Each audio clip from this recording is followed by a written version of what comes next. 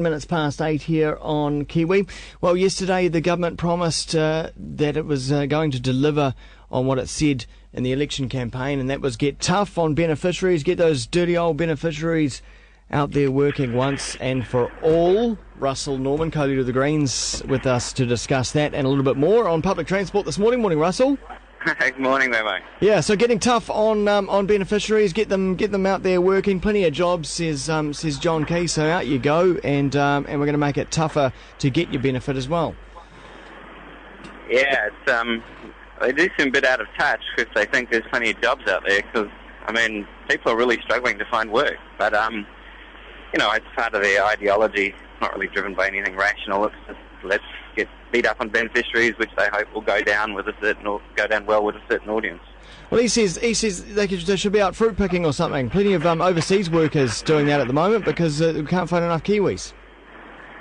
Well, if you've got a 1-year-old baby, fruit picking might be quite challenging, actually. I've got a 1-year-old baby, and I can tell you it would be quite tricky for me to go out fruit picking by myself with a 1-year-old baby. You don't see yourself strapping the baby to your back at all, Russell, and climbing a tree? It's very difficult. I just think that the idea that, you're going to say to someone with a 12-month-old baby, you have to go out and work or we're going to cut your benefit. Lots of people go back to work with young children, but it should be something where people have some options, and just taking away people's options and forcing them into God knows what, and their kids God knows where, because of course there's not always affordable childcare available. Yeah. I just think it's grossly anti-family and irresponsible. What do you make of the payment card, the card that is loaded with money and it will make sure that you can't buy alcohol and cigarettes? Well, I just think stigmatising people because they're on benefits is not really going to help. I think if the government had a strategy to create jobs and was offering people jobs, properly paid jobs, then it would be a different matter. But it's all stick and no carrot. They're not creating jobs, and then they're coming out with big stick to stigmatise people who can't find work. Of course, the whole job question. The world economy is still in a bad state. Can New Zealand's unemployment rate be solely blamed on the worldwide situation? It's certainly part of it, but the other part of it is that, this is a government that's had a hopeless economic strategy and a hopeless fiscal strategy. We're selling assets because we're giving away tax cuts to the top 10%. Yeah. The government says it's got a fiscal hole because its budget's in a big deficit. Well, it's in a big deficit because they gave away so much money to the people at the top, and now we have to sell assets. They've got a terrible record in terms of their economic strategy. Okay, let's swing on to some environmental issues. Of course, the big one over the past week has been the Greenpeace action on that Shell ship that was heading up to the Arctic. Any support from the Green Party for what Greenpeace were doing? Yeah, Greenpeace making the fundamental point that it is...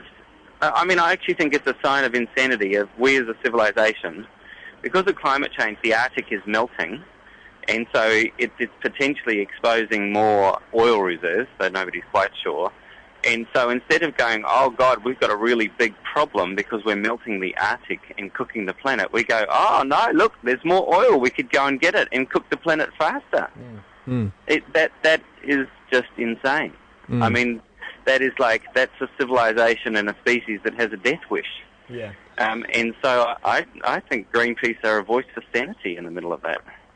Close to home, where are we with calling for a moratorium on fracking? Is there still pressure on the government to at least make sure that there's some scientific research locally on the practice here in New Zealand?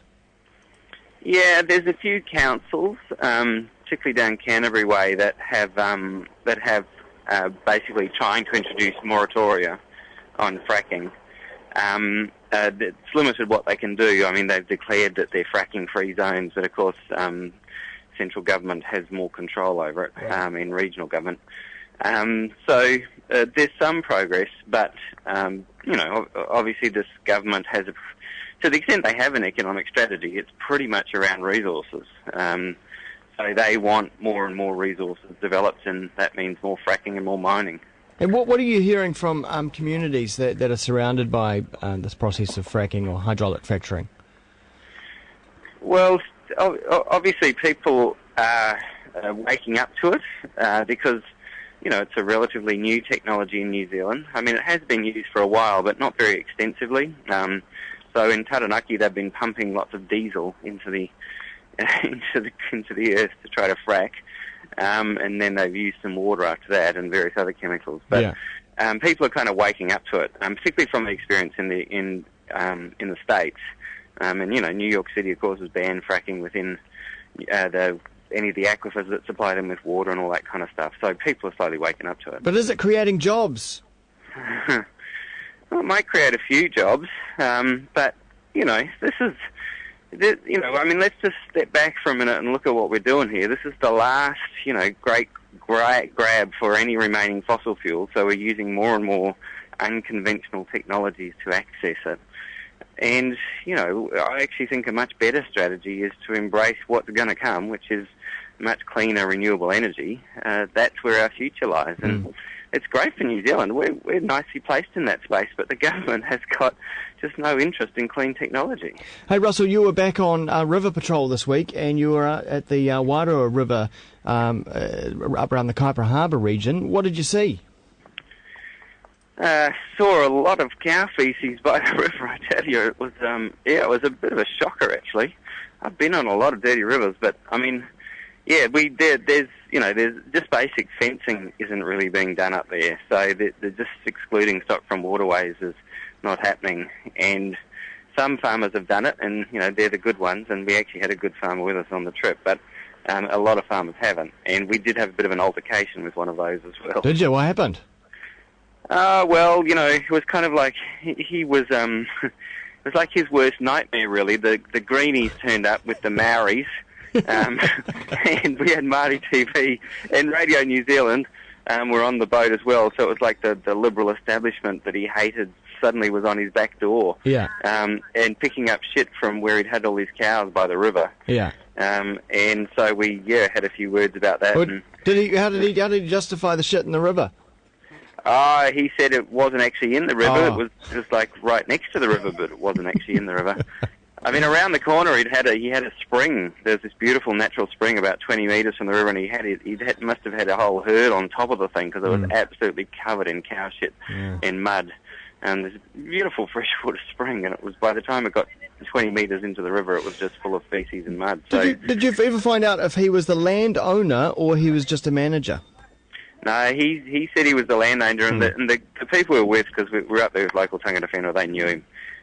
So did the farmer. He's kind of a notorious, someone who doesn't like taking these kind of steps to protect the environment. He's just a classic example of why you need some rules in place. Voluntary measures that, they work for a lot of people who are good, but there are meant to be rules. Bad ones. Don't we have? Aren't the rules in place with the Resource Management Act? You can't go putting crap in streams. Well, certainly it does say in the RMA that you can't contaminate streams without a resource consent, but regional councils, nowhere in New Zealand, no regional council will enforce that and say you've got to exclude stock from waterways. So the Northern Regional Council, who have been asked about it many times, they say, we can't do that, even though the RMA is absolutely clear about it. Regional councils are dreadful, so they've done, they're just not taking the action they need to take. All right. Well, Russell, thanks very much for your time this morning. Cheers.